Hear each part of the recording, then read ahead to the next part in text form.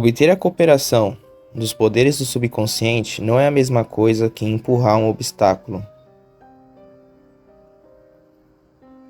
Fazer mais força não vai produzir melhores resultados. Em vez disso, visualize o objetivo como atingido e o estado de satisfação que ele produz. Vai descobrir que o intelecto tenta interferir. Esforça-se para descobrir maneiras de resolver o problema e impô-las ao subconsciente. Resista. Esqueça sua habilidade intelectual na solução de problemas. Insista em manter aquela fé simples, infantil, que produz milagres. Imagine-se sem a doença ou o problema. Imagine a satisfação emocional de bem-estar na situação que deseja.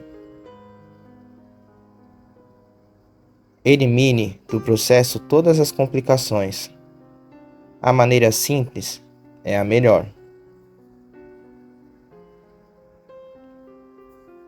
Uma maneira maravilhosa de obter respostas do subconsciente é pela imaginação disciplinada ou científica. Conforme ressaltamos, o subconsciente é o arquiteto e o construtor do corpo. Ele controla todas as funções vitais. Diz a Bíblia: e tudo quanto pedirdes em oração, crendo, recebereis. Crer é aceitar algo como verdadeiro. Viver no estado de crença.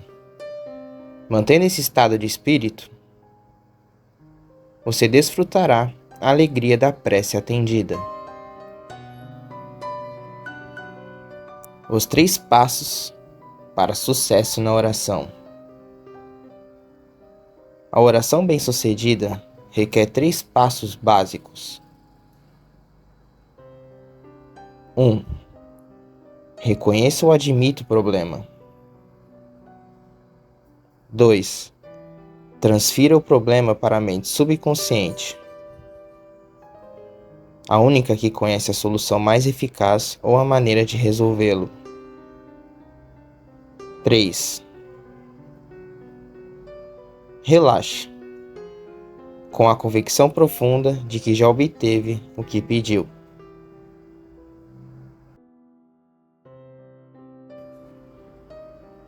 Dúvidas e hesitação nada mais fazem do que enfraquecer a prece. Jamais diga a si mesmo: como eu gostaria de ser curado. Ou, tomara que isso funcione. O sentimento sobre o que vai ser feito é o que dá o tom. A harmonia é sua. Convença-se de que terá saúde. Você se torna eficiente ao transformar-se em veículo do poder curador infinito da mente subconsciente, com convicção total. Transfira a ideia de saúde ao subconsciente. Em seguida, relaxe. Entregue-se ao poder que ele possui. E diga ao estado ou circunstância em que se encontra: isso também passará. Por meio do relaxamento e da convicção, você impregna a mente subconsciente. Com isso, a energia cinética que existe por trás da ideia assume o comando e a manifesta como realidade concreta. Você pode conseguir o oposto daquilo por que reza.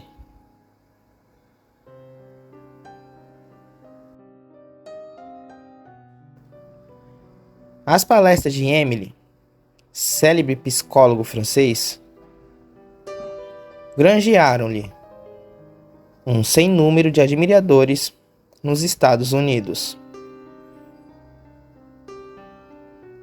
Em um de seus insights mais importantes, ele disse o seguinte: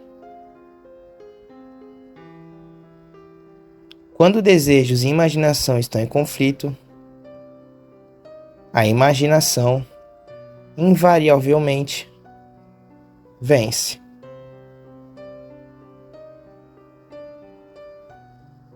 Ele dava esse fato o nome de lei do esforço contraproducente. Vamos supor que lhe pedissem que passasse por cima de uma estreita prancha no nível do chão. Você faria isso com a maior facilidade, sem a menor dúvida. Agora, suponhamos que a mesma prancha se encontrava a 7 metros de altura, entre duas paredes. Você poderia fazer o mesmo? Poderia? Provavelmente não. O desejo de cruzar a prancha entraria em conflito com a imaginação. Você se imaginaria caindo e se esborrachando no chão. Você poderia querer muito atravessar a prancha, mas o medo de cair impediria de fazer isso. Quanto mais esforço para dominar ou reprimir a imaginação, maior força você daria à ideia dominante da queda. O pensamento, vou usar minha força de vontade para vencer o fracasso, reforça o pensamento de fracasso. O esforço mental frequentemente leva à derrota autoimposta,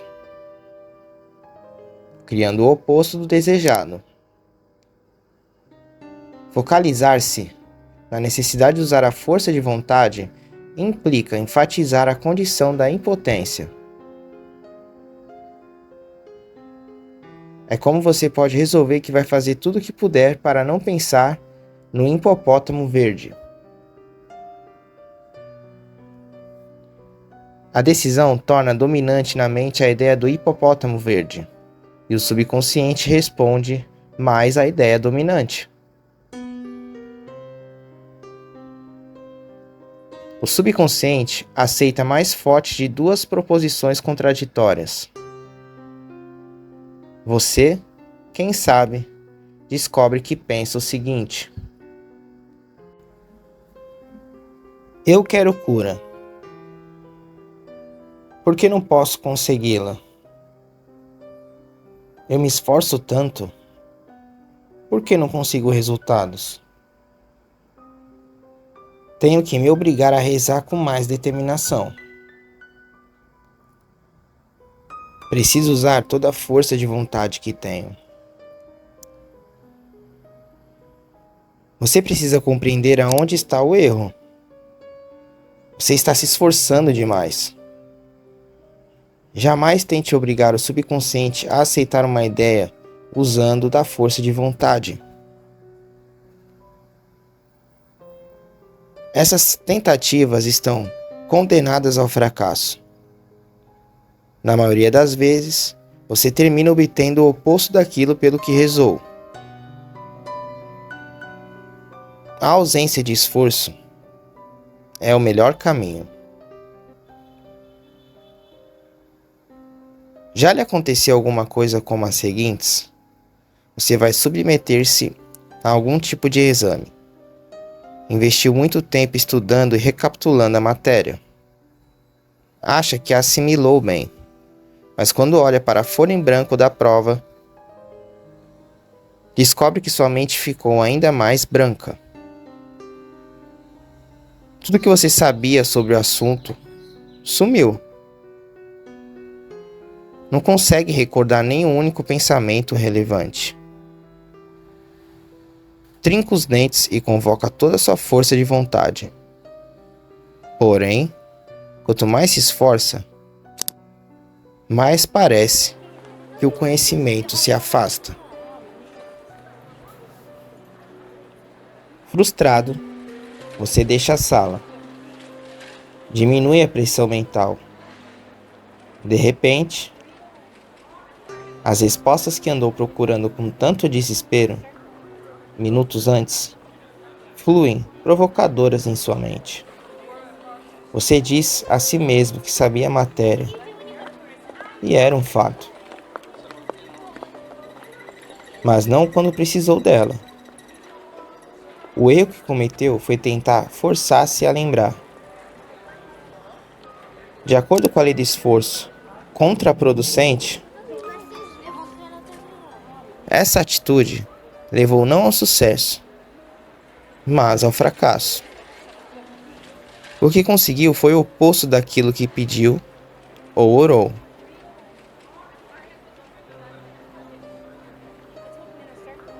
O conflito entre o desejo e a imaginação precisa ser resolvido. Usar de força mental ou força de vontade pressupõe a existência de oposição.